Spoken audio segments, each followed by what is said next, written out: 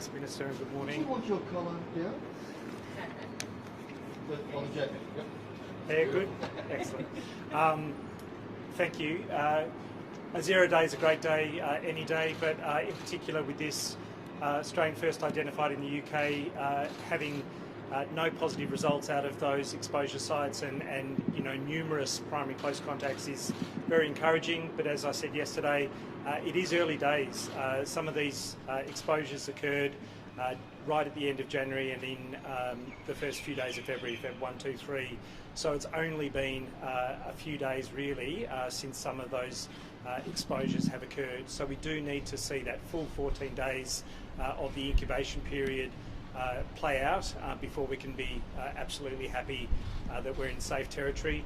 As the Minister said, anyone developing symptoms really over that period of time, anywhere in Victoria, but particularly in those suburbs where the exposure sites have been identified, must come forward. I've reminded people on many occasions about the symptoms, but it could be as simple as a runny nose, a sore throat, a headache, a fever, a dry cough. Any symptoms that are compatible with COVID-19, please come forward, get tested, and you've got a 96 to 100% chance of getting that result within 24 hours, so you can get that reassurance and get back to normal daily living. So a 0 day, absolutely encouraging, but lots of close contacts, lots of exposure sites, and we really need to see that 14-day period play out before we can be much more reassured about no further cases occurring. I know people have questioned the fact that the case in Brisbane, the case in Perth, and the case in Melbourne have all led to no further cases. It is a more infectious virus though. N equals 3 is a small number. There is a bit of luck, a bit of randomness involved in the fact that no cases have been identified. I'm also encouraged by the fact that the exposure sites for this particular case are the very sites where we're asking people to wear masks indoors. The Kmarts, the Coles, the Bunnings, that's really important, and that might have played a role in the fact that there are no positive cases. So we do need to keep those measures in place because they are important protective measures. I'll throw to Minister Neville just to update on quarantine issues. Certainly for the Park Royal transmission, it does look like it's a case of doors being open at the same time. So that's being addressed now. That's an issue that was present for food deliveries, but it was also an issue for when individuals get tested on their routine testing times. I think that's the primary mechanism for the Park Royal. With respect to the Hyatt, I'm not sure we'll find out exactly what happened in that regard. Again, issues that have been identified in Queensland might be at play here. We just need to look at each and every potential transmission pathway and deal with it.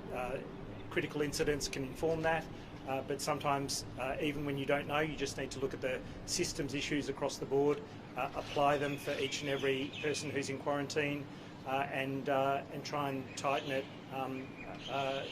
across each and every quarantine setting. Does it surprise you that those two groups of that family and that other woman were able to be infected by just having their doors open at the same time, yet this worker has walked around, been to lots of different exposure sites, visited Kmart, visited supermarkets, with a very high viral load as you described the other night, and no one else has been infected thus far? We do know that there are some critical things that sometimes happen with an individual, that there's an extremely high infectivity for a particular individual. For the Park Royal, there was an entire family who were infected. They were in their room, all shedding virus, which would have contributed to a very high kind of viral fog, if you like. There would have been a particular risk.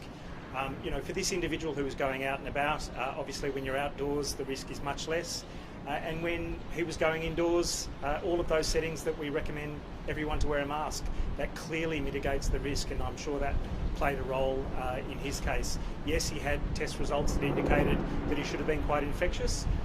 We're yet to see whether some of his very close family and social contacts have turned up positive. They're negative thus far, but they do need to see out that entire 14-day quarantine period, and they may turn up positive. I hope not, but we shouldn't hang everything on that early test result.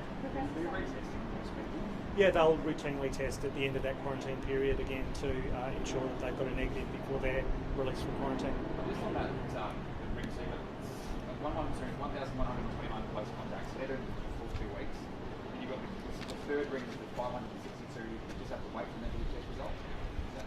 So the hotel quarantine workers or the Hyatt workers need to do a full 14-day quarantine period, but their close contacts, the secondary close contacts, are also in quarantine until the primary close contacts return a negative. For those who've gone to exposure sites, they need to do a 14-day quarantine period, but there aren't secondary close contacts for those individuals. They are a lower risk group. And how are you going about contacting those people that have visited the exposure sites? Are you relying on QR codes or sending out messages, or are you just relying on people watching this and comfortable? So it's all of those. So where QR codes have captured people, we can go out to those individuals and make sure that we're contacting all of them. Anyone who comes forward from a site that maybe doesn't have a QR code, we go through an interview process with them and identify where they've been. So it's all of those. We're obviously encouraging people to check for any updates on the exposure sites that are published on the DH website now. And anyone who comes forward, we're taking them through that process of testing. And you're confident you're not missing anyone? Look, there might be some people who haven't come forward, who haven't reviewed that exposure site. So again, for people, especially in the southeast of Melbourne, we're saying go to the Department of Health website, have a look at those exposure sites, the specific times that are very tight, and see if you're potentially a close contact. At this point, is the only person in hotel quarantine the worker himself? No one else is being in hotel quarantine? As far as I know, he's gone to the Medi Hotel. Everyone else is isolating at home. And how are you policing that? Because there's a lot of people now that are having to stay. Yeah, so they're all checked in by the team. There are text messages, there are phone calls made, but we're hoping that people are doing the right thing in between time, obviously. Can you tell us about the decision to make masks mandatory at the Australian Open? Oh, so that was a change to directions that was made on the Wednesday, really out of this case, and it was for masks to be mandatory indoors in any setting. So that applies to the stadia at the Australian Open when the roof's closed. It's like any other indoor setting, but that change was made on Wednesday. Clearly, the settings were different prior to that, and it wouldn't have applied. But now that's an across the board change for indoor settings. So if the roof's open, no masks at Rod Laver? That's right. Minister Foley